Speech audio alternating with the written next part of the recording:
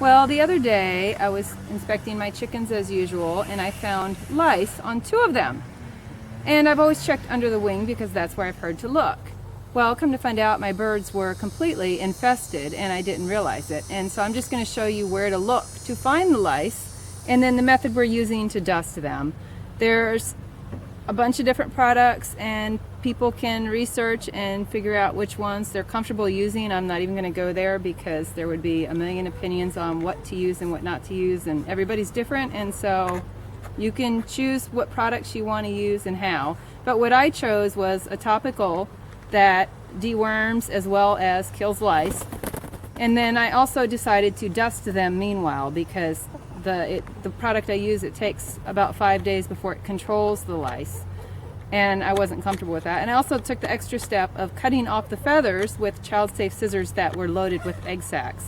So I'll just show you how we're treating our birds as far as where to look for the lice and how we're dusting them in a pillowcase with the dust, which you can choose your own products. So anyhow, you want to look between the breastbone and the vent. And you can probably see I've cut out feathers because they were loaded with eggs. So you're really not, I wish I could have saved some feathers with egg sacs to show you. There's like 2 eggs on this one feather, if you can see it. But so you want to look between the breastbone and the vent for lice, right in this bottom area. That's where we found them on every bird. And you can look behind the vent and the tail too. You might find some there. So now that and you also want to clean out your coop, and I'll give you a link to a website where educated people can give you their opinion that actually know what they're talking about, because there's a million opinions otherwise. So we're going to put our chicken in our open pillowcase, and you can kind of just hold her down while you wrap the pillowcase around her neck so she can't get away. And then I just kind of fold up the loose, and it's okay if she kicks and squirms in there because that'll just help spread the dust even better. Yeah. You want to get up under the belly really good where her tail is, because that's where the lice love to hang out.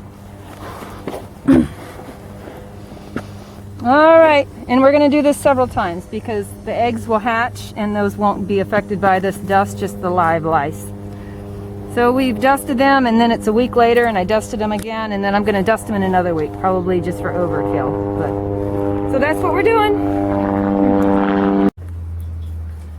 So if you've discovered you have external parasites of any sort, the first thing you want to do is educate yourself so you know what you're up against and how to treat. And if you Google parasite control in small flocks, poultry flocks, the first real link that you'll see will be the extension service, which is tied to different, these are professionals that know what they're doing. And then watch recording, and they will tell you everything you ever wanted to know about internal and external parasites. So for example, with our lice, the first thing I learned was that they basically live on the bird. So basically your treatment is going to center around treating the bird, not necessarily the coop like you would with mites that don't live on the bird. Backyard flocks, community of practice. That recording is basically audio, but very educational.